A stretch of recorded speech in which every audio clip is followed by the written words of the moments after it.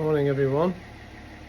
Now, I said when I did my last walk around that I'll give a bit of an update on where we are with the sockets in the back of the car. So yesterday I installed the 12 volt cigarette lighter ones and the USB-C and the USB-A. I've installed that, I've run a cable around, lifted up the back seat. There's a melee of fuses in there and a lot of confusion around which one to use and which one you don't use. So I think I found somewhere to tap into. I've ordered some inline fuses, so I can't complete that task today. But the next task I want to do is solve the problem caused by putting slightly wider tyres on. So it's throwing muck all over the side of the car and all over the Buzz rock sliders. So you're standing in the mud when you're getting in and out of the car. So just going to go and have a look at that and see what we can do with that. So effectively you can see what the problem is. Slightly wider tyres is creating a bit of a problem there,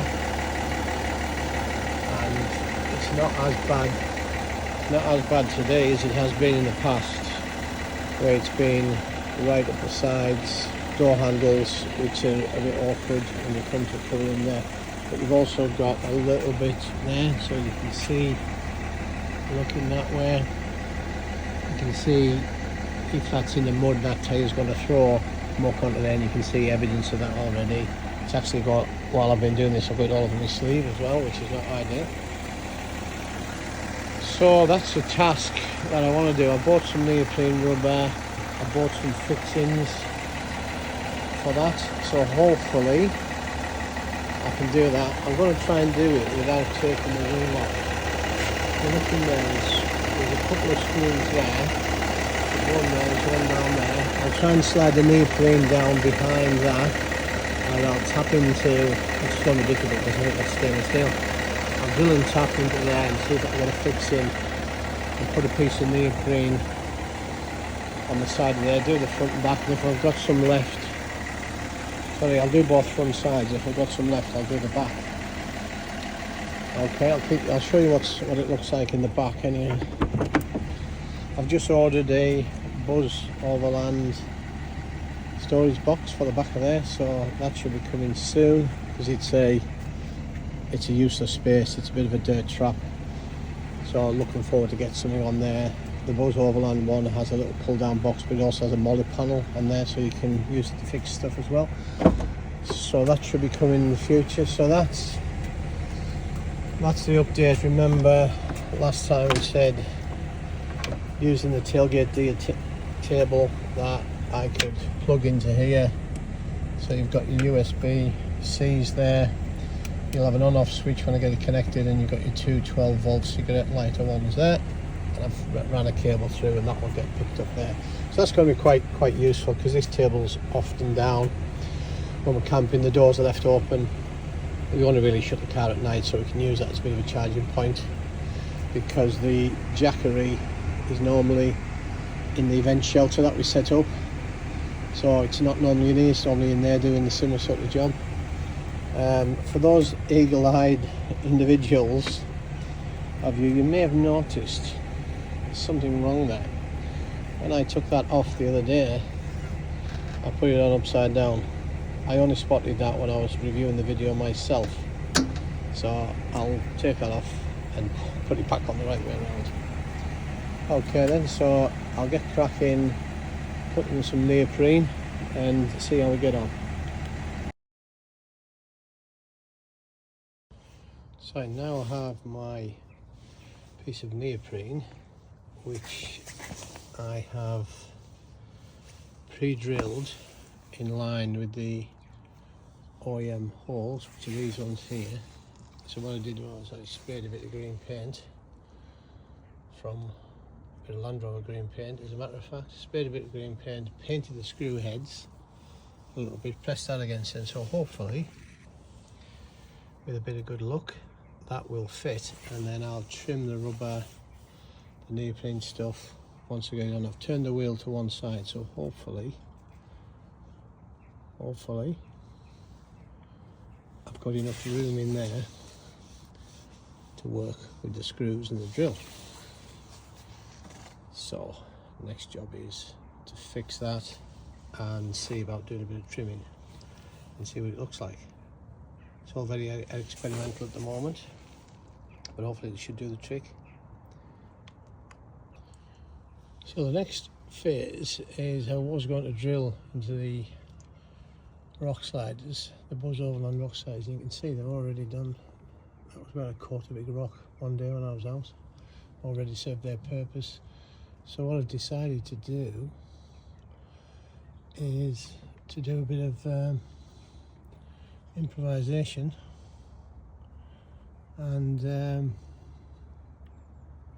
stick using 3M tape, extreme 3M tape, the type of stuff you use for number plates. So I've stuck 2 bits in there. I've already trimmed it so it fits around the rock slides because I didn't want it sticking down too far, and that's what it looks like on the inside. So I've used the OEM screws. I used the 3 OEM screws, then I've added in a couple of extra ones. All this stuff is available from Amazon, all these little screws, a packet of screws for example. We've got a little packet of screws there, which I got from Amazon. It's got all the sort of type of stuff you use for fixing plastics to cars and self-tapping screws. So perfect for the job. Those drills are also really useful. They fit in the screwdriver, so they've got a hexagonal clip in, so they clip in and out, so I can use one tool. So I use the impact driver for the screwing and I use the impact driver for the drilling. So the question is, will that stick? Now it's ideally, I mean, I've used the alcohol wipes, as you can see there. We use the alcohol wipes to wipe it down, let it dry, so hopefully it'll stick really well. But it is -3 here. That's why, you know, you may say, why didn't you wash it first? Well, simple as, if I put any water around anywhere here, it's just going to freeze. So not an ideal day for it, but let's see how the tape goes. I have warmed it up in my pocket, so it should work well. Here goes. So I've now completed the modifications to the mud flaps. Painful as it's been, it's worked out. I think it's worked out okay. Not sure what others may think of the modification, but it seems to work really well.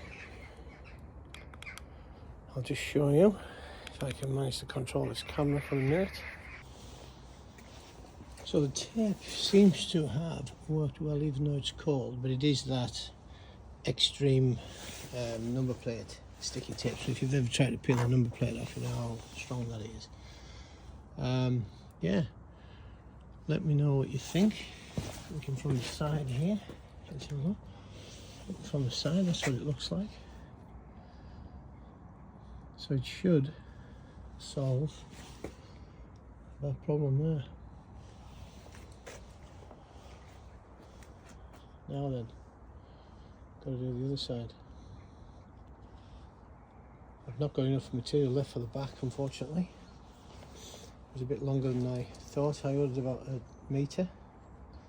It's not going to be enough to do the back as well, so I have to order some more, but it is really good stuff. It's that very soft sort of high silicon content material, which is what you want, because it's a very cold day today and it's still super supple, and that's what you want. You don't want it ripping off and going all brittle on you. So onto the other side.